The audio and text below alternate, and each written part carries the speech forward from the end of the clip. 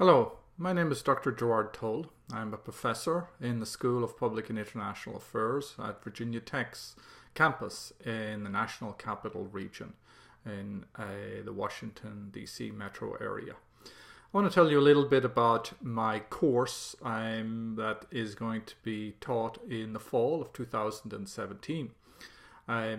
So this is a brief introduction to the course and some of the texts.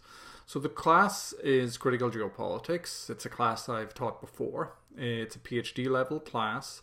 And while it is an introduction, it is a class that is at an advanced graduate level, and so it becomes advanced quite quickly.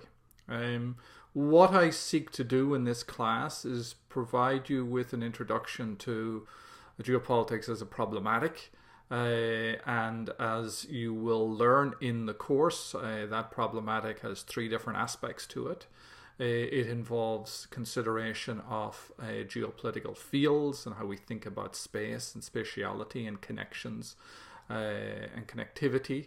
It has to do with geopolitical cultures and clashes of geopolitical cultures between different states, particularly the ways in which certain states are able to produce hegemonic conceptions and frames that shape how the world is understood and how their populations position themselves in the world.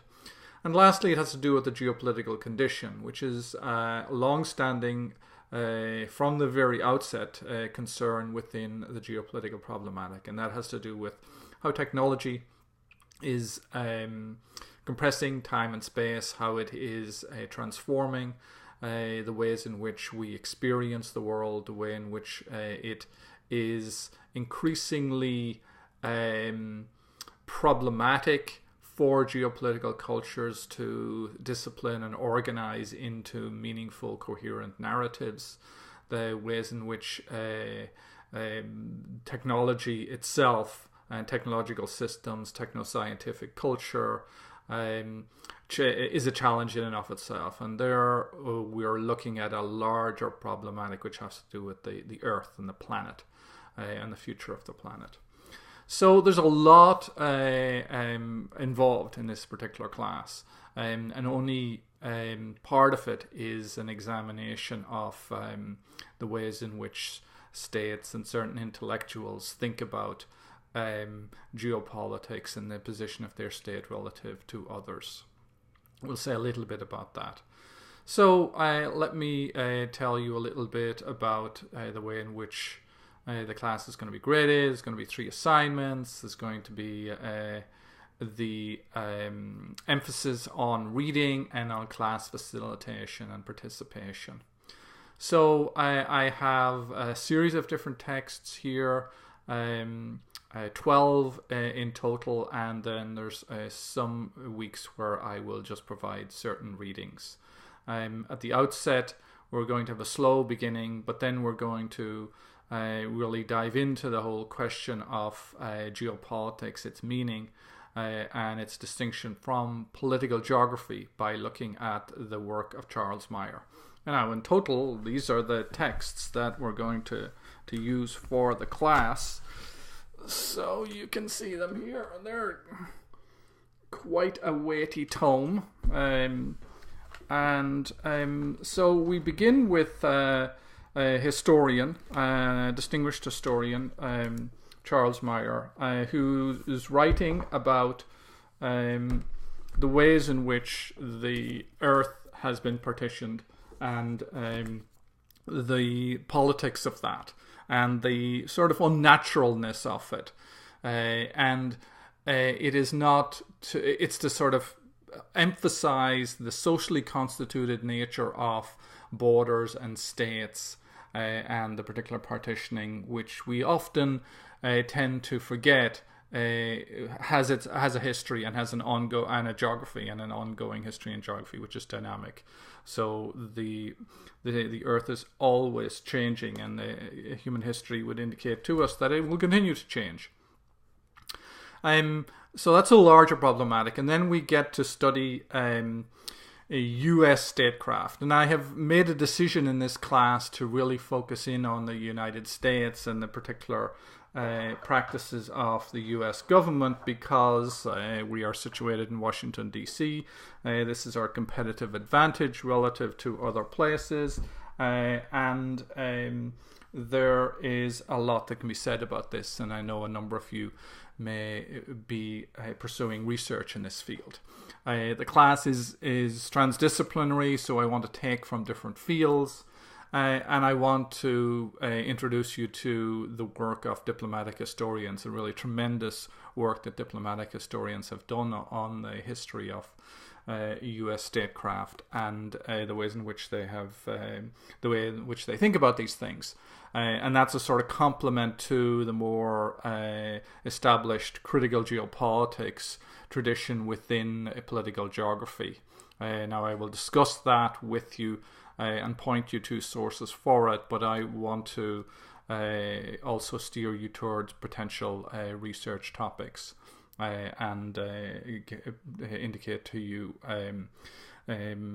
interesting avenues of analysis and pursuit. You will get a little exposure to popular geopolitics with Jason Dittmer's book here on Captain America and nationalist superheroes. And of course, since superheroes are dominating the box office these days, that is in and of itself something that's really quite interesting. And the ways in which, what this says about our culture and what this says about cultures writ large. The rise of Chinese action films and superheroes is also something that we at least will comment upon in that particular class.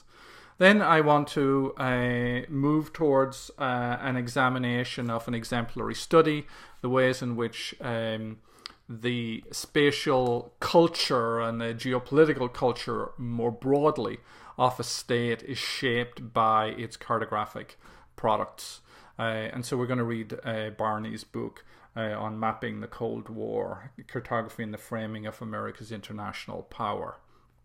Then we're going to move on to Walter McDougall's book, The Tragedy of U.S. Foreign Policy, which is an examination of the ideology that drives U.S. foreign policy, and it's a kind of an overview of the certain moments in U.S. foreign policy, certain doctrinal moments.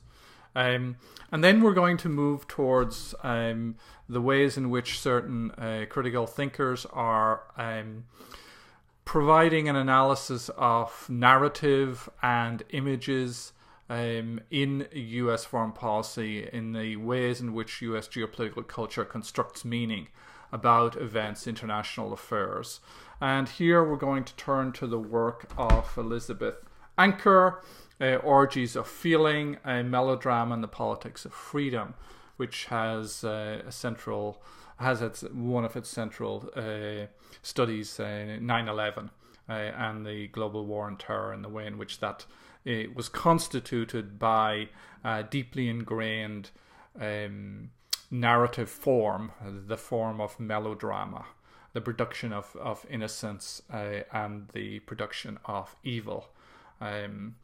Then we're going to look at the work of Virginia Tech faculty member Francois Debris in this particular book, Global Powers of Horror, where we're looking at the ways in which horror and decapitation shapes how we understand the war against terror and the war against ISIS and so on and so forth, and the sort of traumatic effects of that in our culture, in the production of evil and the production of non-negotiable policies and the like.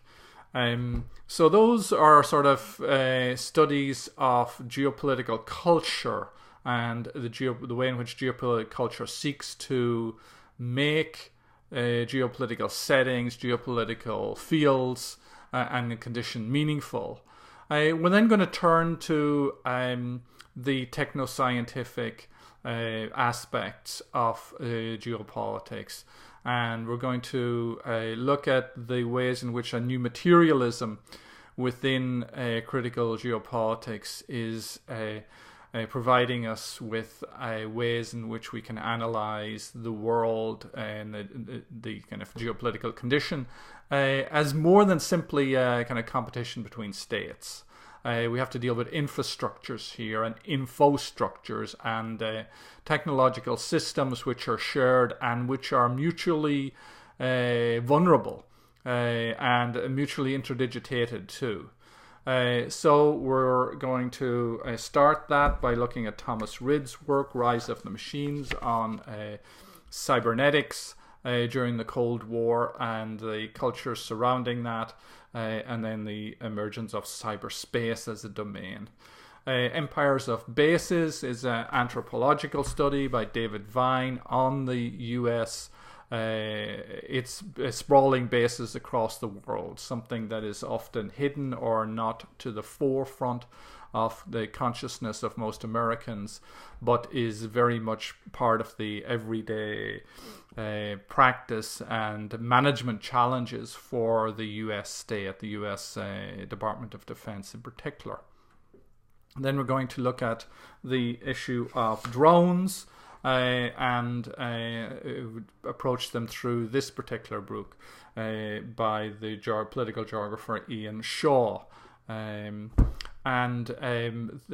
week 13 is unspecified in terms of the articles that I'm going to use, but the theme is one of looking at globalization and the ways in which it is produced offshores, unregulated, extraterritorial domains, domains which are hidden. This is the domain of the Panama Papers, of international kleptocracy, of the role of global cities like the City of London in facilitating the kind of consolidation of kleptocracy and the consolidation of the gains of corrupt elites across the world. Chapter 14, we then tilt back towards kind of geopolitical thinking within the United States and within Washington, D.C., and we're going to read Thomas Wright's book, which is a very nice distillation of the thinking from liberal internationalists and those who are sort of seeking to upgrade liberal hegemony in this particular moment, and it sort of lays out in a nice way the sets of dilemmas and the different theaters that face the United States. So it's about the ways in which the United States, as a indispensable nation, is now having to confront an era of competition, and he argues for responsible competition between the great powers. And then lastly, we end with a book which is a sort of Quentin Tarantino type movie on the